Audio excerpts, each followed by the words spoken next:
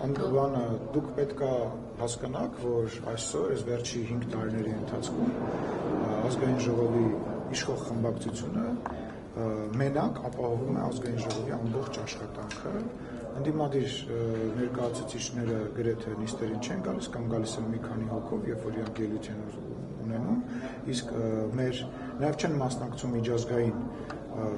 միջոցառումներին, միջազգային հարթակներում, եւ մենք մի ձեռքով միջազգային հարթակն արդեն կուղարկում, մյուս ձեռքով քվորում ենք ապահովում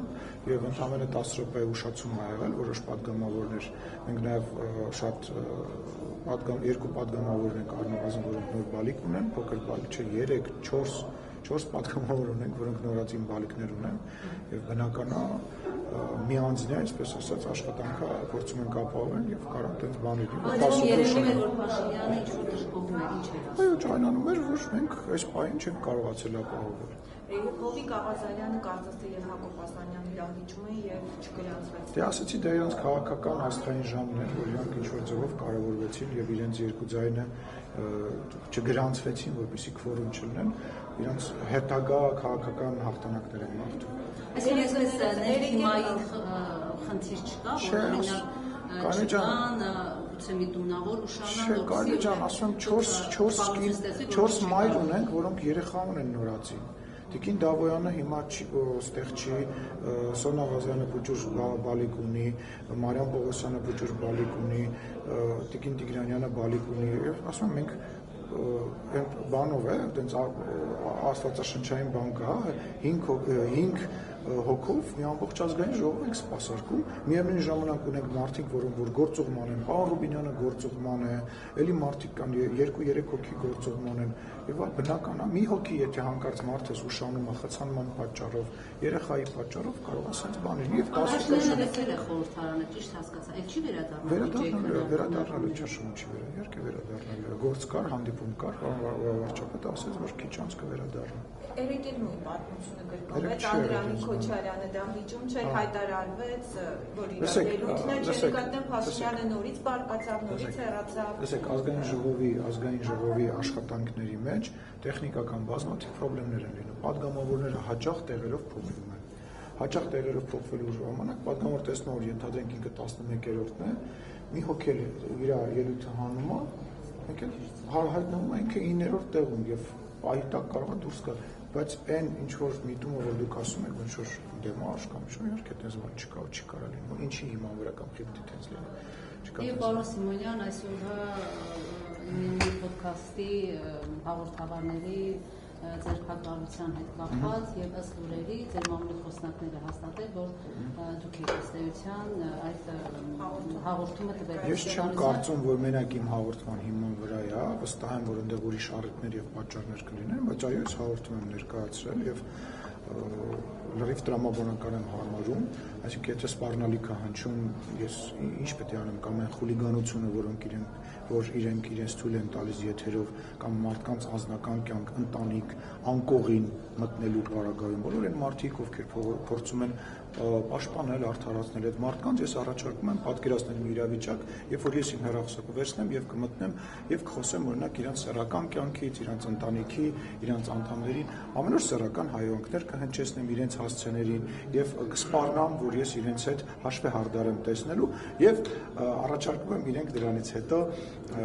դրական էմոցիաներով եւ չդիմեն ոստիկանություն եւ ինչ որ ձևերով փորձեն այդ հարցը լուծել։ Հարգելիներս ես ինչպես հասկացա դուք եք ինչ-որ եթե սխալվում եմ, ուղղակի ես ուշադիր չեմ եղել, դուք եք իրենց ինչ-որ որակում տվել, որից հետո սկսվել է այդ Ես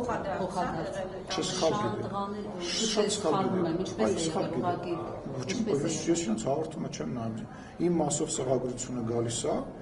այն մասը, որը որ հայց ներկայացնելու համար ուղարկում են քաղաքացիական դատարան, այն մասը, որը որ քրեական տարապարունակում ուղարկում է այնտեղ, ինչ վերաբերում է իմ որակումներին, ազատ են թող դիմեն դատարան, ես երբևիցե որևիցե մեկի հասցեին սեռական բնույթի հայհոյանքներ չեմ հնչեցնում, ես որևիցե մեկի անկողին չեմ մտնում Կարինե ջան, ոչ նախկին նախագաների անկողին, ոչ իրենց ընտանիքի անդամների, ոչ իրենց մահացած ներողություն, ոչ իրենց մահացածների գերեզմանների մասին չեմ խոսում։ Ես զարմանում եմ, որ իրավապահները չէին այս խուլիգանական բանին արձագանք տալիս, եւ նորից եմ ասում, են բոլոր մարդիկ, ովքեր որ կփորձեն եւ ուզենան արդարացնել, թող իրենց վրա վերցնեն այն բաները, որոնք որ այդ երկու երիտասարդը իրենց թույլ են տվել, սկսած սպառնալիքից։ Օրեր առաջ Աբովյան քաղաքում երիտասարդ տղայի դանակահարեցին։ Մի տղան, որ դանակահարվեց, մահացավ, մյուս տղան իր կյանքը կործանեց եւ գնաց բանդ, գնա կդատվի եւ մանկանի։ Այսինքն ուզում հասկանամ մենք ինչ հասարակություն ենք ուզում ձևավորենք, որտեղ որ իրար վիրավորելը, ստորացնելը եւ ռազմորկեք անելը պետքա տեղ ունենան, ոչ դրանով պետքա զբաղվեն իրավաբանները եւ զբաղվել են։ Շնորհակալություն։ Բայց այդ ամբողջին մտնելը որ ասում եք, չէ՞ կարծում, որ ամեն դեպքում դա սկսել է վարչապետի մակարդակով, երբ նա այդ գնահատելն արել։ Լսեք, ինչպես են հատիտ ներկայացնում, ոչ, չի սկսվել դրանից։ Մեկ։ Երկրորդը մի բան է, երբ որ դու ինչ որ խոսում ես անձնական կյանքի մասին, հոգեվորականի եւ ասում ես, որ ուղղակի նա խախտում է իր հոգևոր երթումը եւ մեկ այլ բան է, երբ որ դու սկսում ես քննարկել որևիցե մեկի սեռական կյանքը։ Դա մեկ։ Երկրորդ, ես կրկնեցի, կարևոր, ամենակարևորը խոսակցությունից զատ, էմոցիայից զատ, վիրավորանք եւ զրպարտությունից զատ, կա քրեական բաղադրիչ, երբ որ մեկի սպառնում ես։ Խոսքը դրա մասին է։ Եվ նորից եմ ասում, այո, օրենքով բոլորը պատժվելու են, ովքեր որ խուլիգանություն կանեն, սպառնալիքներ կհնչեցնեն հարգելիքներս, ոչ մի զարմանալու բան չկա, մի զարմացեք։ Մենք այլ հասարակարգ ենք ունենալու, մենք իրար չենք դանակահարելու, իրար չենք այդ տղաների պատմության պատճառը եղել է մեկը այդ քրեական ենթամշակույթով ապրելը, մեկը մյուսին ստորացնելը եւ երբ որ մեկը մյուսին ստորացնում է բանել, որոշում են իրանք հաշվեհարդար գտնեն, մեկը մյուսին վիրավորում է, դանակը վերցնում են, գնում են կանգառում իրար տեսնում եւ դանակահարում են, այդ որ տենց վրթողում էիք բոլորդ, ասում էիք, որ այս ինչ դեպք կա,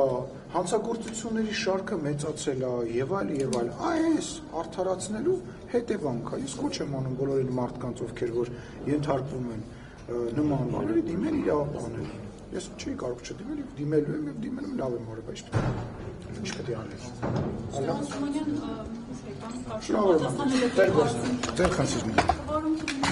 Պատասխանելու, բարի ձեզ։